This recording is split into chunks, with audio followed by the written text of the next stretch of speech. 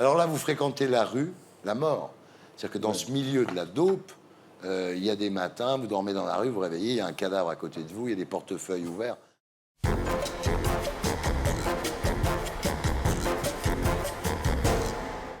Jacques Sayag, bonsoir. Je voudrais vous montrer quelque chose.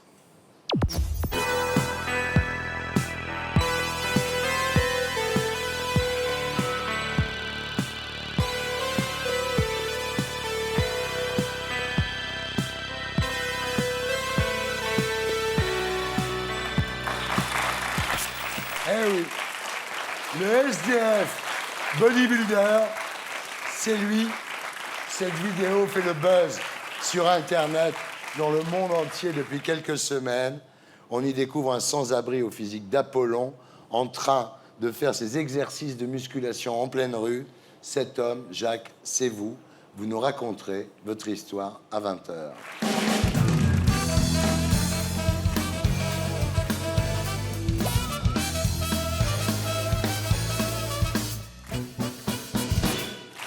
Jacques Sayagre, bonsoir. Vous êtes le SDF bodybuilder dont la vidéo fait le buzz sur Internet dans le monde entier depuis quelques semaines. On regarde.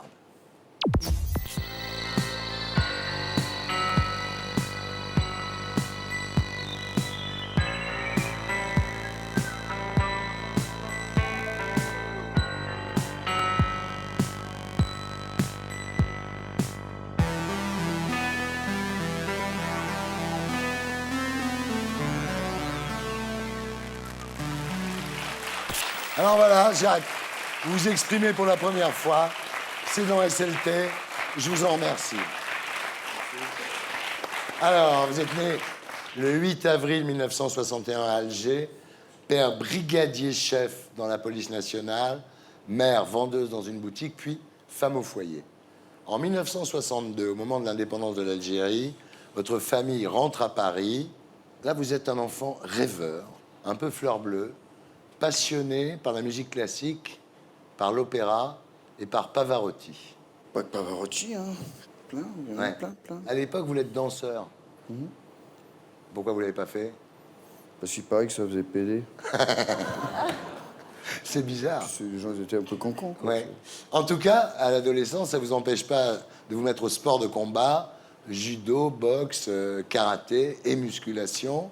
En fait, vous faites du sport tout le temps. C'est-à-dire que vous pariez avec un pote, dites tiens, je vais te faire 100 pompes. Combien tu paries? Vous faites 100 pompes. Vous jouez avec des haltères que vous fabriquez avec des manches à balai. Enfin, vous passez votre temps comme ça, étant enfant, à faire du sport, quoi. Complètement, oui. Alors, à 18 ans, vous êtes appelé sous les drapeaux et vous retrouvez, en revenant, Florence, qui a 15 ans et qui est comme vous, fille de flic.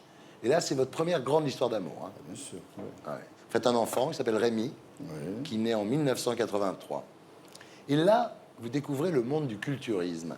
Arnold Schwarzenegger, évidemment, et un film culte qui s'appelle Pumping Iron. Et là, vous dites, c'est beau, quoi. Ça vous plaît, tout vous plaît, là. Schwarzenegger, je dis, merde, c'est quoi ce truc-là? Et bien sûr, ça gonfle. Ouais. Pumping Iron, ça veut tout dire. Ouais. Et voilà, l'histoire éclate.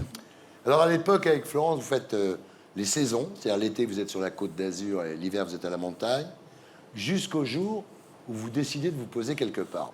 Et là, vous conduisez la bagnole. Et Rémi, qui est encore un bébé, dit Marseille, Marseille, Marseille.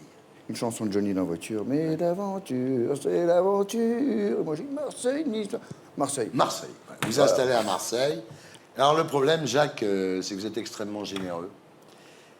Et à l'époque, vous ramenez beaucoup de SDF à la maison. Vous leur ouvrez non seulement la porte de votre foyer, mais aussi la porte du frigidaire et aussi votre porte-monnaie.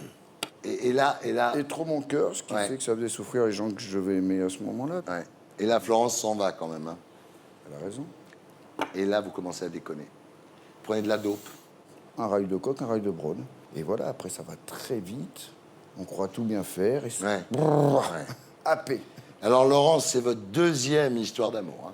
Elle a du pognon. Quand on aime, on compte pas. Et là, c'est la grande vie, quoi. Vous payez toute la dope que vous voulez, quoi. Je travaille beaucoup, je gagne beaucoup de sous et elle est assez aisée. Mais aisée entre guillemets. Hein. Ouais. C'est une femme magnifique, une grande dame. Et voilà, et puis ça va très très vite. Je lui t'es- donne tout, elle me donne tout, mais j'aurais mieux aimé rien lui donner, me casser, que de lui donner ce que j'ai donné, parce Ouais. que... Mais l'amour était vrai. Alors, au milieu des années 90, vous remontez à Paris. Et là, le retour de bâton est assez violent. Lors d'un test de dépistage du sida, vous découvrez que vous êtes malade. Ça veut dire que toute votre vie, vous allez vivre avec la trithérapie à partir de là. Oui. Vous dites, ce jour-là, j'ai pris un TGV dans la gueule quand même. Bah, je crois que c'est un peu normal. Ouais. Donc après, c'est essayer d'être plus fort que la maladie, dans tous les sens du terme.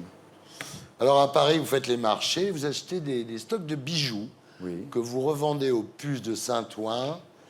Mais vous êtes cassé à l'époque quand même par la séparation avec Laurence. Complètement. La consommation de drogue s'accélère.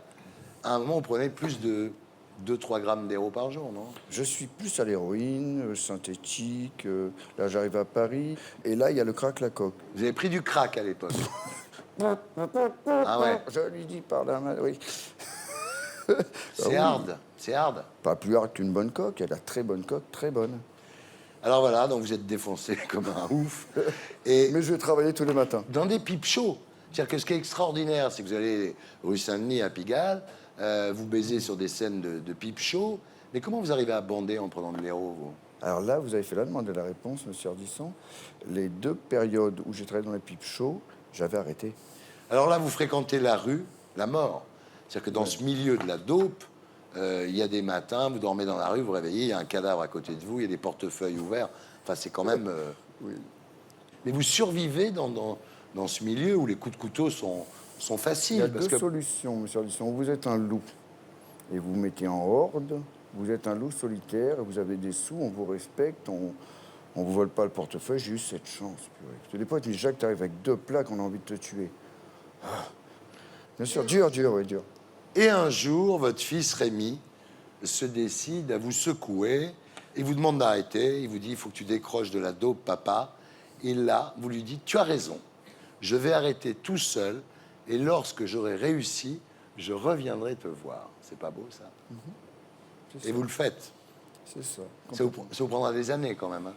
Ah, je me scotche au plafond, je suis dans un appartement. Quand je dis à tout le monde j'ai arrêté, tout le monde croit que j'ai pas arrêté parce que j'ai l'air encore plus défoncé. Mais vous avez arrêté comment? Vous avez pris de la méthadone? Vous avez pris quoi? Rien.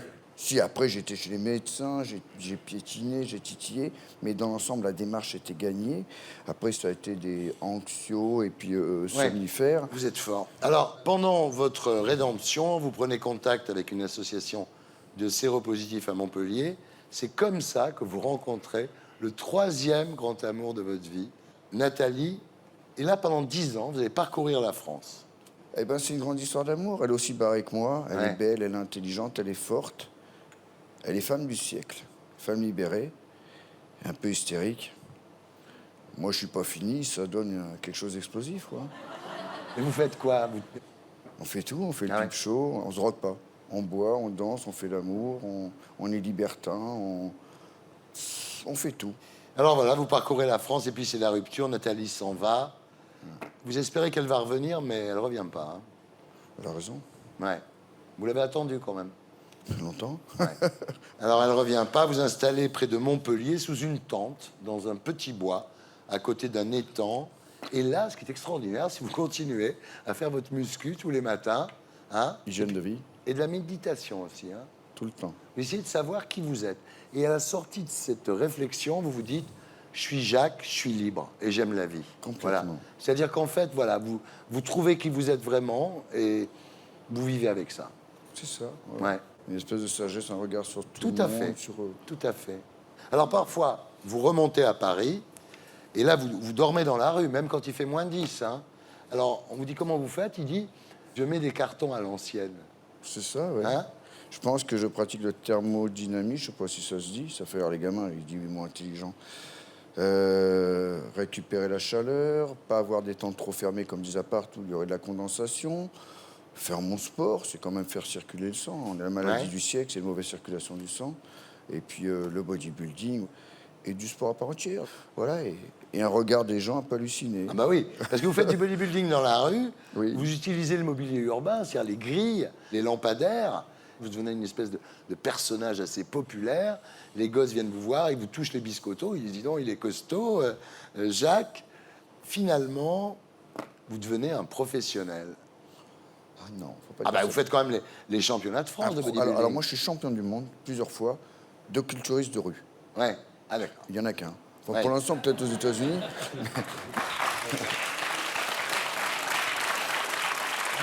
Alors, en fait, le problème, c'est que vous n'avez pas revu votre fils Rémi depuis 10 ans. Et là, il y a quelques mois, un petit film sur vous, dans la rue, déclenche un énorme buzz sur Internet. 3 millions de vues en quelques jours dans le monde entier. Et les journalistes de partout vous appellent, des gens de Russie, de Pologne, du Japon, de Thaïlande, d'Espagne. Même Schwarzenegger a relayé la vidéo sur sa page Facebook. Excusez-moi, ça me fait un peu... J'hallucine, quoi. Ouais, mais c'est vrai. Ah ouais, c'est vrai, ouais. Et Rémi finit par vous voir, évidemment. Il finit par tomber sur la vidéo. Alors, il vous a invité, Rémi, à passer Noël en Alsace. Et en fait, vous hésitez parce que vous vous dites, putain, il a des gosses, je vais pas arriver les mains vides. C'est un monsieur à Montreuil qui m'a expliqué, il me dit, Jacques, si tu vois pas tes enfants, mais à un moment, il faut que tu réalises que c'est une bonne quête. Ne les vois pas, mais quand tu le vois, il faut que vous soyez en face pour les petits-enfants. Ouais. Un père qui veut dépasser son fils ou un fils qui veut dépasser son père, ça donne des mauvaises synergies. Alors là, je vais le voir, il m'a vu, il peut dire, papa, tiens un con sur ça ou pas. Je n'ai jamais dit non à mon fils, moi aussi. Ouais. Et c'est le bonheur. Il a quelque chose à vous dire, en fait. Eh ben tiens, ça tombe bien, je voulais te glisser un petit message, papa. Je voulais dire que franchement, waouh, quel parcours, ce que tu as accompli, c'est juste démentiel. Quelle forme physique, je suis juste sidéré de ce que j'ai vu sur cette vidéo. Je voulais aussi te dire que quoi que tu penses, je suis fier de toi, qu'on n'a qu'une seule vie, qu'il faut la croquer à pleines dents, qu'on est de passage sur cette terre, qu'il faut y aller à fond, quoi. Donc j'espère sincèrement qu'on te voit pour Noël. En plus, j'ai coupé des grosses bûches de bois, là, j'arrive pas à les porter tout seul, j'ai des tout petits bras, donc j'ai besoin de toi pour m'aider à les emmener, là, pour allumer un petit feu le soir du réveillon. Donc voilà, trêve de plaisanterie, on t'attend tous, je dis bien, parce que tes petits-enfants, ma femme, moi, pour passer un super réveillon à tes côtés. Donc voilà, je t'aime et puis à très vite. Ciao, bye bye.